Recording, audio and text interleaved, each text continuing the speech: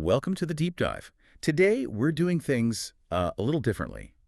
Our source material isn't the usual research papers or articles. Instead, we're working from excerpts from a novel, and we're going to treat the story itself as our source text for today's analysis. That's right. And honestly, it's quite a story. We're diving into hidden pasts, a pretty serious jewel heist, some really unexpected family stuff, and, a dangerous secret that just won't stay buried. All set against this backdrop of Montana, which sounds beautiful, but also kind of isolating. Yeah, exactly. So our goal here, our mission, if you like, is to really navigate this narrative you've got, pull out the key facts, the core information presented in these excerpts. We need to understand the characters, their relationships, and try to uncover the truths hidden in the plot. Okay, let's unpack this then. Yeah. Because these excerpts really do weave together a complex, dramatic story. Perfect for a deep dive like this. So first up, the story introduces us to Josie O'Malley. She's living on the Buffalo Jump Ranch in Montana.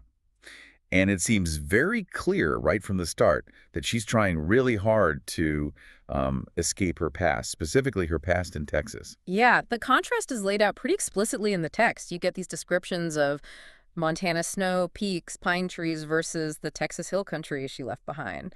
The bluebonnets, the cedar smell. It's like she's deliberately chosen the opposite kind of place for refuge, for peace. But she isn't there alone. She has her young daughter, Ivy. Mm-hmm.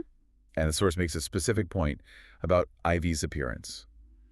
She has blonde hair like Josie, but then these startling, deep, dark brown eyes. Looks like her father's, the text says. Which, yeah, feels like a little clue dropped in early on. Definitely. And even though Josie feels this sense of peace or wants to feel it, there's this immediate, unease. Right, this feeling that the past isn't really gone, that it's like coming for her. And that feeling becomes very real very quickly. She actually sees a man. Watching them. Yeah, watching her and Ivy from the trees near the ranch. Mm-hmm. And the text says this immediately reminds her of someone named Odell Burton back in Texas. It creates this instant link, present threat past fear. Okay, so the stage is set for conflict, and then, boom, Clay Jackson arrives. Right, in Three Forks, Montana. And Josie's reaction is described as shock, recognition, lots of complicated feelings there. The text says no mistaking him or the impact he had on her. So history, definitely history between them. Mm-hmm. And his reason for being there, or at least his stated reason, is that he's tracking a jewel thief. Raymond Degas from Texas. Yeah, supposedly Degas led him all the way to Montana. Unofficially, of course. And Josie actually sees him, right, watching a specific car. She does, a Lincoln Continental park in town, the implication being it's Raymond's car. Okay. But here's the thing. Josie realizes Clay isn't looking for her. Not specifically. But she still feels this deep sense of dread. Like his presence means trouble for her anyway. Exactly. Like her problems with Clay are deeper than just, old feelings or arguments about horses they apparently had. It's tied to whatever he's mixed up in now. And that tension doesn't just simmer, it boils over pretty fast. There's an incident at the ranch. Yeah. Late at night, she hears noise in the stable, sees a flashlight. So she goes to check it out. Right into the dark stable. And there are two people there. One actually trips over her in the confusion, and they both get away. She doesn't get a good look. And just then, Clay shows up. He saw the light, too. Yep. And this is where it really escalates. Clay reveals he was tracking Raymond Degas, and Degas led him right to that specific stable. And the stakes are huge. Several million in jewels from a heist. Which immediately makes Clay suspicious of Josie. Of course. Why else would the guy he's tailing end up at her workplace? He basically asks her, how convenient it was that she just happened to scare the guy away right when he got there. Ouch. Yeah, planting that seed of doubt. And he brings up Odell Burton again. Suggests Odell might be involved with Raymond. He knows about Josie's connection to Odell, clearly. So the pressure is mounting on Josie. And things keep happening, right? The masked man. Yeah, before that, Raymond himself is apparently seen going through Josie's horse trailer, the one she brought from Texas. Like he's looking for something specific. Interesting detail. And then later, while Ivy's at a neighbor's place, someone breaks into Josie's cabin and starts ransacking it. And Josie walks in on him. Yes. She confronts this figure described as large, wearing a black ski mask. Very ominous. But there's a key detail she notices. The ring. A distinctive glittering ring on his right hand. Ah. And this triggers something in her. It does. The text says she hesitates. She has pepper spray ready, but she freezes. She looks into his eyes through the mask and sees something dark and cold and familiar. And the ring confirms it for her, maybe? Or adds to the feeling. Seems like it. That recognition stops her cold. And he gets away. He does. And guess who shows up right after? Clay again. Clay again. And he's frustrated she didn't stop the guy, assuming it must have been Raymond. But it wasn't Raymond who got away that time, because Raymond turns up dead. Exactly. Shortly after, Raymond Degas is found shot dead near his Lincoln by the motel in Three Forks. A fatal turn indeed. Okay, so now we have a murder investigation layered on top of the jewel heist and the hidden pasts. Right. And Josie's at the scene when they find him. You can imagine the dread. And Raymond manages to say something just before he dies. He whispers something to Josie. Just 3 words. Odell did it. Whoa, okay. That's huge. So Odell Burton isn't just a bad memory from Texas. He's alive, which Clay apparently didn't know. Yeah. And this absolutely terrifies Josie. The text quotes her, right? Something like, she's scared he'll come for her and Ivy. Yeah. He's alive, and I'm scared to death that he'll come for me and Ivy next. It completely changed the game. The threat is immediate, it's real, and it's Odell. And the sheriff's investigation starts turning up clues from Raymond's body.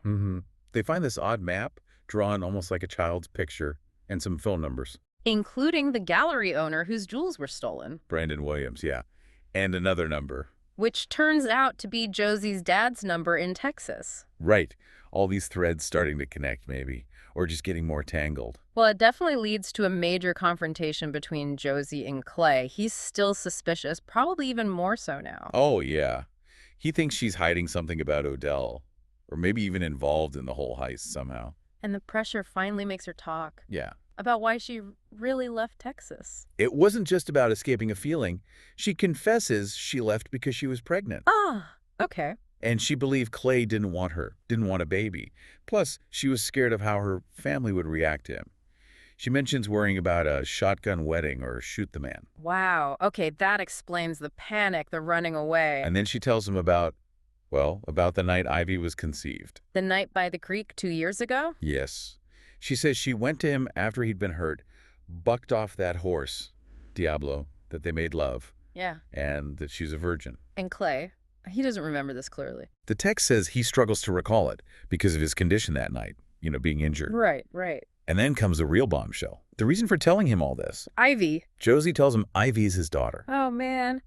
How does he react? The text must describe that moment. It does, with pretty raw detail, shock, pain. Says he threw back his head and let out this cry of pure anguish that froze her blood. Understandable. And anger, too, presumably. Yes, anger that she kept it secret for 2 years. But then, does he connect with Ivy? Almost instantly. Despite the shock, the anger, the moment he holds Ivy, the source says he feels this jolt, heart-deep, immediate connection and deep regret for the lost time. So this changes everything for him. His entire motivation, his stake in all this danger. Completely. And interestingly, the text mentions other people kind of suspected. The women at the ranch, Mildred and Ruth. Yeah. It says they knew the moment we laid eyes on him that there was a connection between him, Josie, and Ivy. Mildred even gives Clay some advice, like comparing winning Josie's trust to gentling a horse. Intuition. But even with this huge emotional revelation, the danger isn't over. It actually gets worse. Much worse. Ivy is kidnapped. Yes, taken right from the cabin. Josie's briefly in town. Mildred and another hand, Charlie, are there, but somehow Ivy's gone. And the kidnapper calls. They do. Using one of those voice-altering things, the demand is simple. The stolen jewels for Ivy. And this triggers something for Clay, right, about where the jewels might actually be hidden. Exactly. He suddenly connects it to Josie's great-grandmother's saddle, the one Raymond was searching for in her trailer earlier. The trailer from Texas. Right. He realizes Odell must have hidden the jewels in the saddle. Okay, so the kidnapper wants the jewels from the saddle. Okay. And the masked man. It starts to narrow down who that could be. Yeah, it has to be someone who knew the whole backstory. Knew Clay, Josie, Odell, knew about the heist, and knew Odell well enough to figure out where he'd hide something valuable like that. Not just some random thief. It points back to their shared past, their tangled connections. And then those clues left behind start to make sense. Yeah. That map the sheriff found on Raymond Connects to Odell somehow. Yes. The source explains that Raymond's map is actually of the Lewis and Clark Caverns. Caverns, okay. And remember, Raymond whispered, Odell did it. They realize he likely meant Odell hid it. The jewels. In the caverns, why there? Because the text mentions Odell had this known fascination with caves. So within the logic of the story, it's where he would hide something important. Gotcha. A terrifying hiding place, but it fits Odell's profile described in the text. And the kidnapper's instructions confirm it. They demand specific gear, flashlights, candle, matches, stuff you'd need in a cave. And the meeting point is inside the caverns, following the map. So Josie and Clay have to go. It's a desperate, terrifying trip to Lewis and Clark Caverns. And when they get there, the danger is immediately confirmed. They find the security guard at the entrance, dead. Oh, wow. Okay. So the kidnapper is definitely capable of killing. No bluffing. None.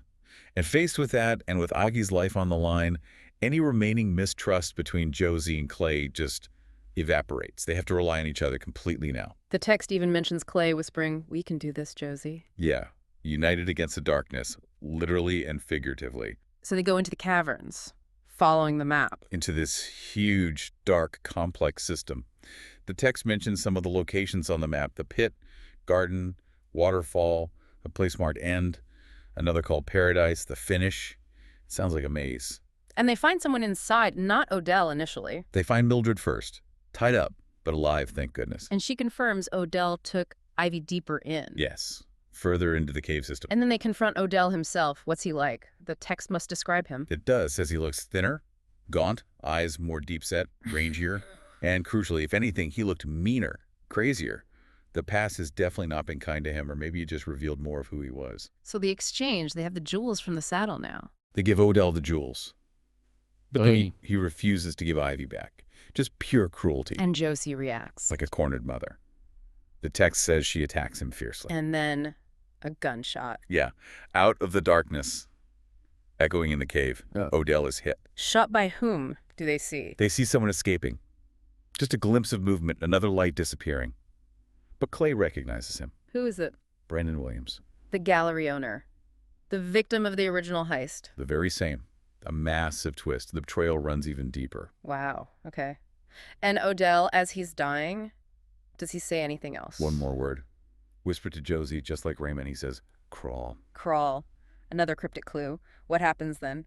Williams is escaping. Clay immediately goes after Williams. Pursues him through the caverns to capture the killer. Leaving Josie with Odell's body and that final word. Right, and she has to figure it out fast. Guided by Kroll, maybe remembering Odell's intense stare back at the cabin, maybe noticing something near where they fought him. She searches a small space, a crawl space. Exactly. A little hole or opening near where Odell fell. She follows his clue. And Ivy. She finds her. Safe. Asleep, actually. Hidden inside that small space, wrapped in blankets on some kind of makeshift sled, Odell must have put her on. Incredible. He hit her, but in a way, only Josie, using his last word, might find her.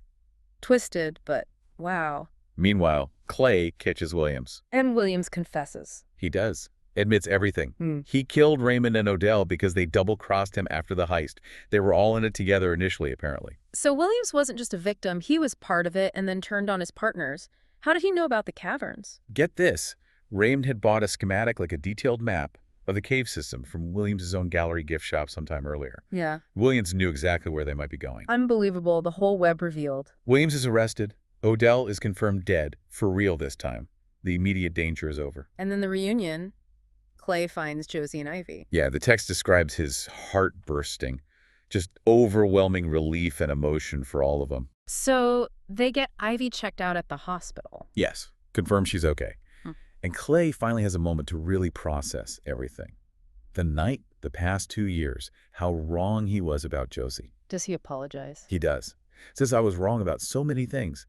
And he confesses he still loves her, that he's thought of little else but you for the past 2 years. Laying it all out there. And then he asks her to marry him. Wow. Straight to it. How does Josie react to that? She hesitates, understandably cautious after everything, asks him if he's only asking because of Ivy. But he reassures her. Absolutely. Yep. Tells her this has nothing to do with Ivy. It's about her, about them. And that works. They reconnect. It seems so. The emotional wall is down. And the source gives this really nice symbolic ending moment. What's that? They sign Ivy's cast together. Just a small thing, but it's like they're formally acknowledging, finally, that they're a family. Wow. What a journey packed into those excerpts. So just to recap this deep dive, we follow Josie trying to escape her past, only for it to violently collide with her present in Montana. Yeah, we saw suspicions fly, mostly aimed wrongly at Josie by Clay. We uncovered this huge secret about Ivy's paternity, and then this absolutely desperate hunt for stolen jewels hidden by a dangerous man, Odell. Who turns out to be alive, raising the stakes immensely, only for the real mastermind, Brandon Williams, the supposed victim, to be revealed after Odell is killed, all culminating underground. It really does show how assumptions, especially based on incomplete information or past hurts, can just be completely off base. Yeah, and how that drive to protect your child or the person you love can push people to do incredible, almost unbelievable things. It also struck me how truth emerges from weird places, like a dying whisper or a crude map. Or a ring, or a look in someone's eyes through a mask. Those little details the text highlighted became crucial. And that convergence you mentioned earlier, the past and present smashing together in those caverns. It felt inevitable somehow reading through it. All the secrets had to come out somewhere dark and dangerous, didn't they? Seems fitting given the story. It makes you consider all those layers, doesn't it? Everyone had secrets, everyone had motivations that weren't clear until the very end. Josie hiding Ivy, Clay hiding his unofficial investigation, Odell hiding the jewels and his own existence, Williams hiding his complicity. It really does. And I think what's fascinating, going back to the beginning, is this idea that running away physically, Montana versus Texas, it didn't really work, did it? Escaping the past wasn't about the miles. No, it seems like it was always going to require confronting the truth. About Odell, about Clay, about Ivy, about herself. Exactly. Confronting the truths about others, and maybe the hardest ones, the truths about yourself and your own choices. It definitely raises a big question for you, the listener, to think about. How much of our own past is just this story we keep telling ourselves, this heavy thing we carry? And what happens when the actual complicated reality of it may be messy, maybe dangerous, suddenly crawls out of the darkness and forces us to look at it? Or maybe think about trust, how something so broken by secrets and wrong assumptions like between Josie and Clay could possibly be rebuilt. Can shared danger and undeniable truths, like discovering a daughter, actually mend what was so fundamentally fractured? Something to consider.